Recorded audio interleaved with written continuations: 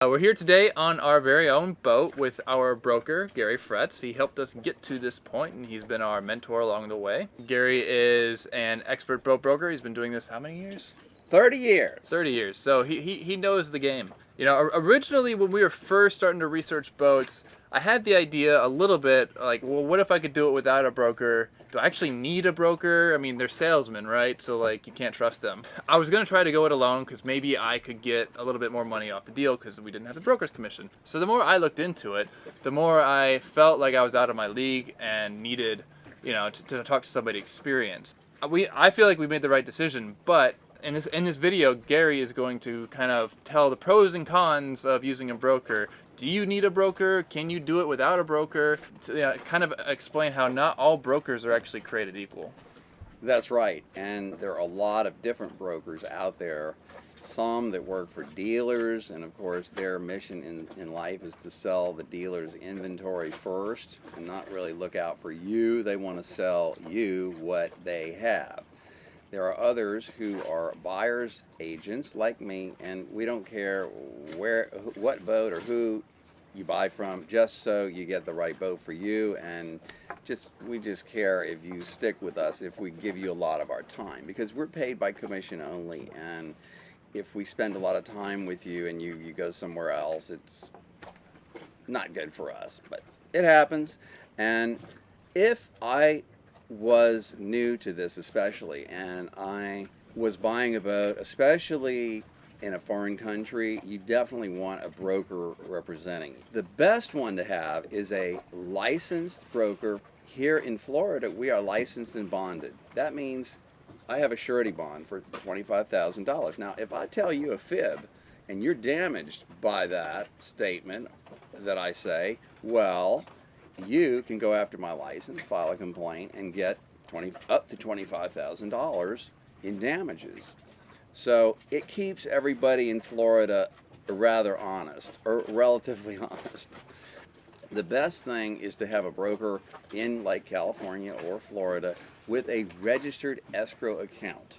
And so all of us in Florida have those, and we must account for those funds to the state of Florida Department of Business and Professional Regulation. And we cannot release any funds unless we have in writing permission from the buyer to do so. And we would never release money if we knew that there was a cloudy title. So we have a lot of regulations here. I'm also a certified professional yacht broker, and I'm a member of the International Yacht Brokers Association. We have a code of ethics that we have to adhere to, and one of them is we have a fiduciary responsibility to our clients, so we're supposed to treat them the way we would want to be treated. Say you are in the Caribbean, and there, you're dealing with a broker down there, Right. and it kind of just starts happening. Is there a way to check in that they are reputable, or that they have a bonded account or escrow account, Yes. And remember that a lot of Florida licensed brokers sell a lot of yachts in the Caribbean, like I do. I go down there all the time, and so we're very familiar with the process in all the different islands.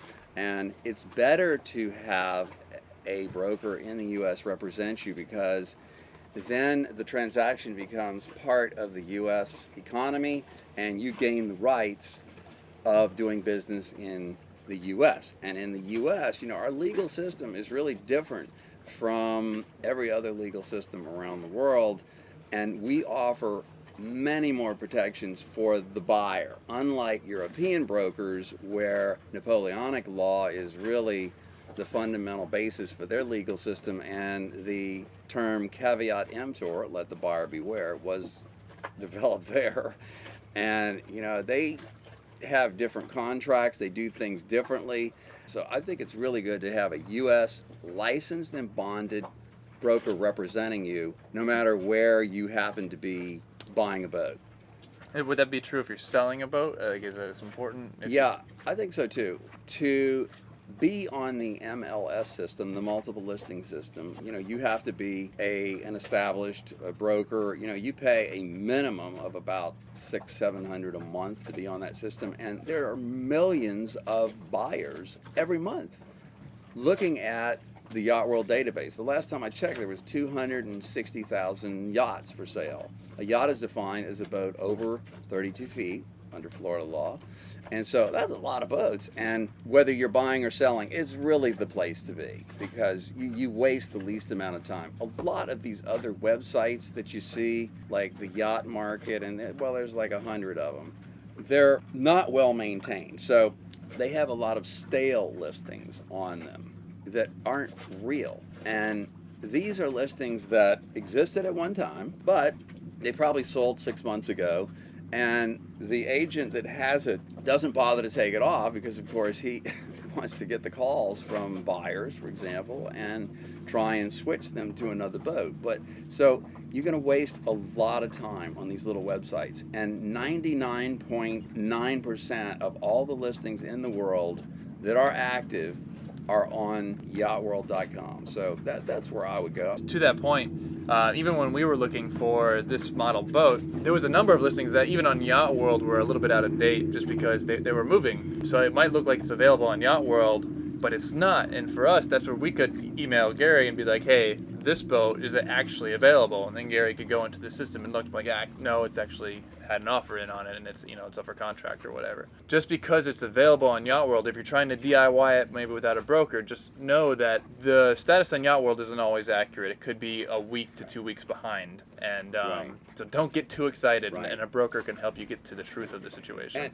let me mention this while we're on the subject. You know, there's over 10,000 stolen boats and yachts in the world today. And most of these are listed on these for sale by owner websites. We call them FSBOs. You have to be really careful because some of these operators are really slick. And what they do is they obliterate the hull ID number, which is on the back of the boat, and they will recreate another one. And so you have to be very careful dealing with for sale by owner because this is where all the stolen boats go. And I've helped recover a couple of stolen boats, and every manufacturer hides at least one more duplicate hull ID number somewhere on the boat, and they actually can change it from year to year. So they know where it is, and if law enforcement calls them, they'll say, hey, I have it looks like a 2006 Lagoon. Where is the hidden hull ID number? And the factory will tell them. So this is something that if you suspect there's a problem with the title, and most brokers like me, that's how we discover whether it's stolen or not. Because at one time, one of the boats I recovered, the guy calls me and he says, yeah, I want to try and sell my boat. It's a Beneteau 51, and it's over here in Miami at the 79th Street Causeway Marina. Why don't you go have a look at it? Let's talk about a price and so on. So I went on the boat. We always check. We know what to check. And so, I checked the papers that were aboard. And I also happen to know that on the 51s, on the chart table, there's like a kind of a compartment where a lot of papers fall down there. And so I just happened to go in that compartment and found some old papers, and there was another name of another boat there on a crew list where they had cleared into customs somewhere in the Caribbean. And so I got that out, and I just took a photo of it, and that led to us turning the boat in. And we even found out how it got stolen. They chartered the boat. One guy showed up at the charter base and said, yeah, I'm here for the charter, and I'm meeting my friends and the rest of the charter party over here at this marina over here, so I'm just going to take the boat myself, okay? And so he sailed the boat away, and they never came back, and that's how he stole it. And so don't use these for sale by owner websites. The other thing is when you do that, you have to figure out all the paperwork and the steps to closing, and it can be a mess sometimes. Like if, for example, you had a little problem. Yeah, we would not have been able to get through our documentation process without at least the 3 different professionals working on it. Gary, the loan folks, and our documentation agent. Like, it was a mess. Yeah, what happened is a husband and wife bought the boat originally, and they took title a certain way. There's like tenants in common, tenants by the entireties, and some other ways you can own a vessel. And they didn't do it the correct way. The husband passed away unexpectedly, And so the wife was selling it to Ryan and Jessica, and the paperwork was not in order. And so everybody kept saying, oh, well, for you to get a clean title, you have to go through probate, which is very expensive and very long. And the lady widow said, I don't have the money to do that, and I don't want to do that. Can't we just do it some other way? So we had an experienced marine documentation agent take care of the paperwork, and we got a clean title and everything's fine. But those kind of things make it impossible if you're doing it yourself. There's just things happening all the time that make every deal a little different. And so if you are having a broker with you who is experienced, who has been down the road before, it's like having a good navigator on your boat. Don't you think it's kind of like that? And I just kind of helped you through the process, and I try to make it easy and stress-free as I can.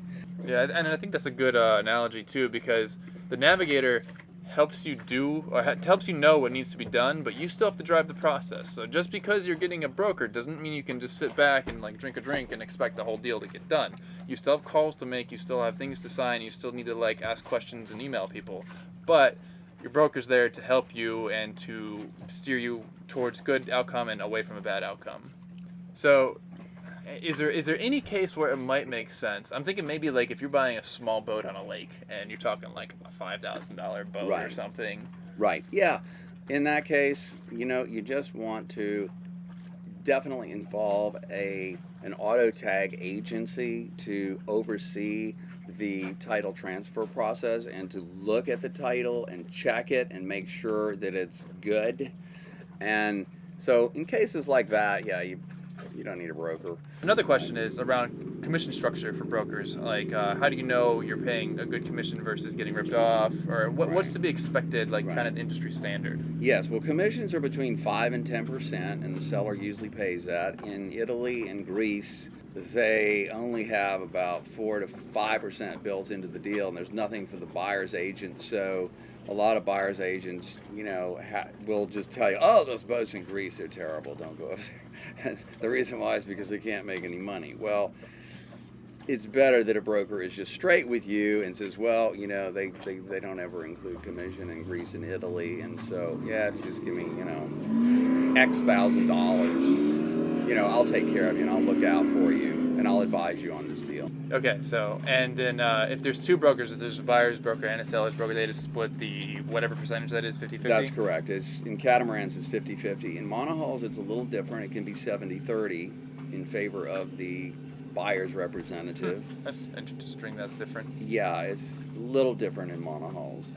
And, many times what happens is, for nobody's fault, really, something goes wrong, like maybe, I don't know, something wasn't included on the spec sheet, or the seller thought, oh, well, I think I have an Achilles dinghy, and it's not. It's some other lesser quality brand. So for whatever reason, things go wrong, and many times the broker will tell the seller, all right, look, there's a little snafu here, and it's really nobody's fault, but, it will kick in whatever, 1, 2, 3% to just make this deal happen. And we do this all the time. And so we kind of grease the wheels of progress to get things done. And because we're here to make deals. We want to see sales done. And, a lot of times when buyers and sellers get together and there is no broker, these egos just go like this. And, maybe somebody isn't as delicate about... Because the seller is super protective about their beautiful boat, and the buyer is like, well, that's dirty, and this is dirty, and then you and then you start to get a little... Where's the cup holders? The broker in the middle just will take care of that and make sure that's not a problem. We're used to that. Cool. So, I think these are a lot of the pros of having a broker. To be honest, I think there's way more pros to having a broker than there are cons. Even with regard to ultimately you talk about money, right?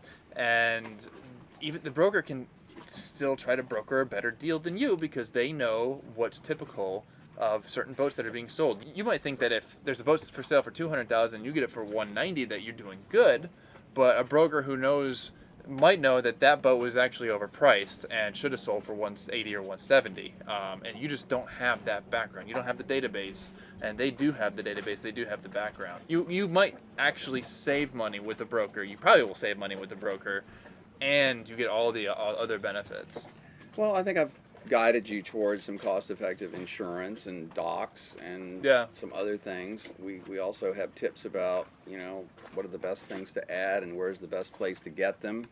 Another thing that a broker can do for you that is on Yacht World is share actual selling prices, which I think is a really valuable tool.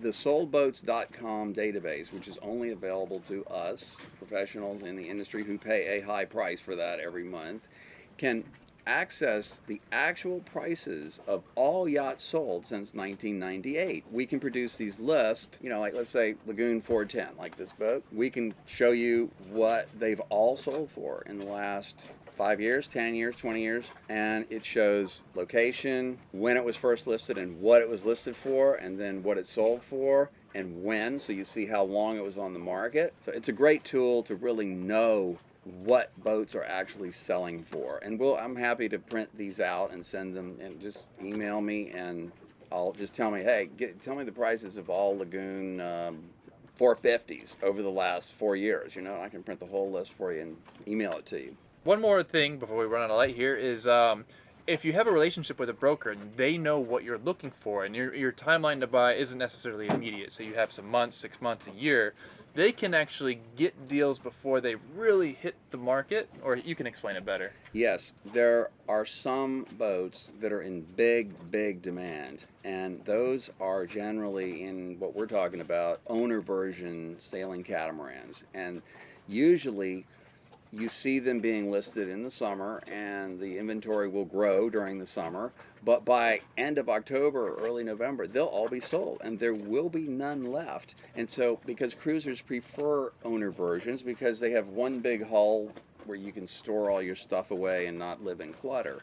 So what happens sometimes is, if we know that somebody working with us is looking for that kind of a boat, we'll call them first when they come on the market. And literally, I've seen dozens and dozens of owner version cats sell in a matter of hours.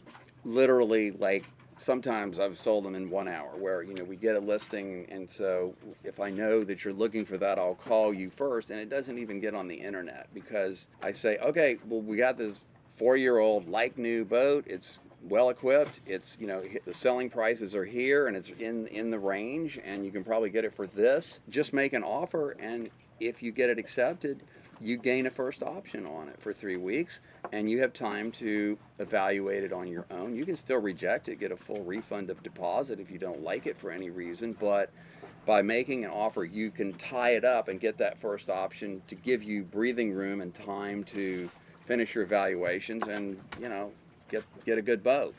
That helped us with this boat too. So that's just another reason to talk to a broker before you plan on buying. A year out, 6 months out, however long out. Talk to them. Just work up a relationship. See if you actually like the person, because you're going to be talking to them a lot. And if not, try someone else. All right. Well, I think that's about it. If you have any questions, comment below. We'll relay them to Gary. You can also email Gary at bigyachts@gmail.com. Yeah, thanks for watching. Let us know if you liked it, and thank you, Gary, for coming on and kind of sharing some more of your expertise, like this time in person on our own boat. Like and subscribe, and we'll see you later. Okay, thanks.